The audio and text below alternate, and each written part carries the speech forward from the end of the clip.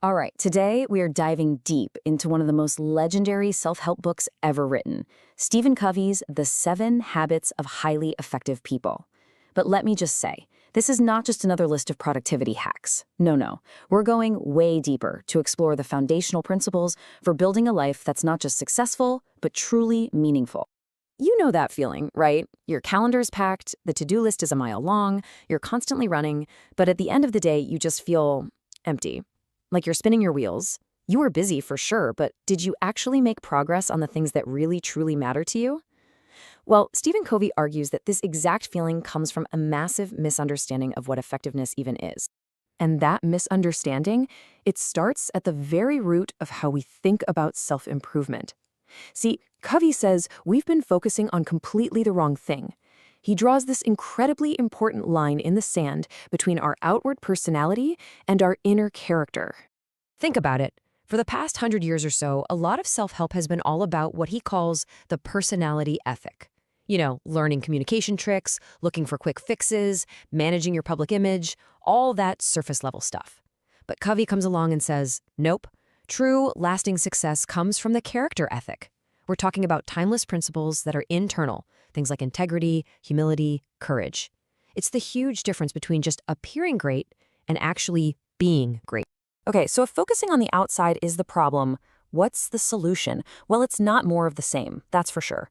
Covey's entire philosophy is built on this one radical shift in perspective that he calls the inside-out approach. And if you get one thing from this whole explainer, let it be this: the inside-out approach. It just means you stop trying to change your results or change other people first. Lasting, meaningful change always begins with you, with your character, your motives, your view of the world. You have to win that battle inside yourself, the private victory, before you can ever expect to win in the world. Now, a huge piece of that inner work is understanding our paradigms. It sounds like a complex word, but it's actually super simple. A paradigm is just the mental map you use to navigate reality. It's not reality itself, okay? It's just your perception of it. But here's the kicker. That map dictates everything: your attitude, your actions, and yeah, your results. And this is Covey's brilliant analogy for it.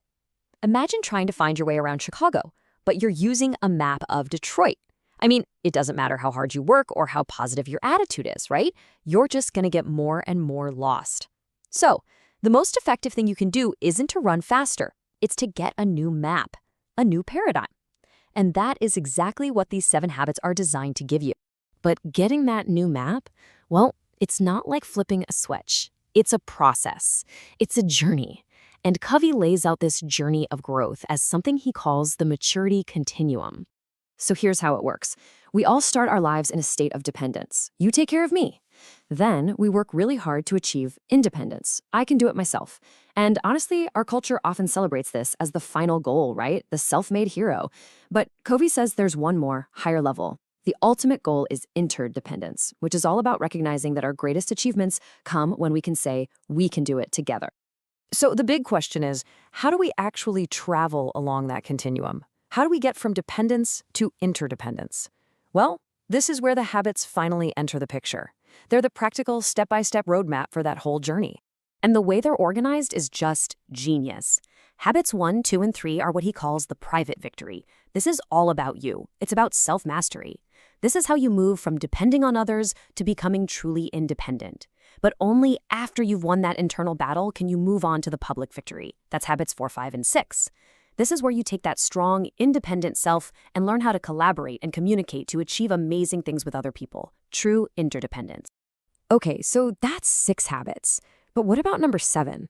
Well, this one's a little different. It's not really part of the sequence because it's the one that makes all the other habits possible.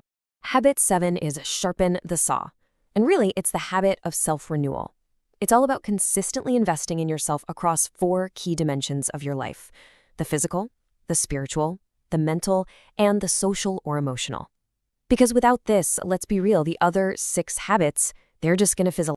And to really drive home why this renewal is the absolute secret to long-term success, Covey uses a super simple but powerful story you've probably heard: the fable of the goose and the golden egg. So this story perfectly illustrates what he calls the P/PC balance. P stands for production. Those are the golden eggs, the results you want. And PC stands for production capability. That's the goose itself, the asset that actually makes the eggs. And the whole point is that real effectiveness requires a balance.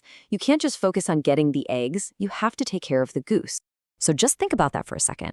What happens when you get so obsessed with the golden eggs, the results, the quarterly numbers, the promotions, that you neglect your own health, your relationships, your skills?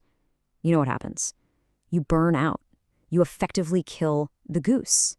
So sharpening the saw is just Covey's way of saying, take care of the goose so it can keep producing for you year after year. Now, when you put all these pieces together, the inside-out shift, the 7 habits, and this idea of constant renewal, something really incredible happens. You don't just change once and then stop. You actually kick off what Covey calls an upward spiral of continuous growth. And this quote, wow, it gets right to the absolute heart of this whole philosophy. It's all about taking total responsibility, which is the essence of habit 1, be proactive. Only when you can honestly look at your life and say, yep, I'm here because of the choices I've made, only then do you get the power to say, okay, and now I choose to do something different. And that's what keeps you moving up that spiral. So that leaves us with one final, simple, but pretty profound question. We've just gone over the whole map. You have the core principles. So forget trying to do everything all at once, okay? That's a recipe for disaster. Instead, just ask yourself this.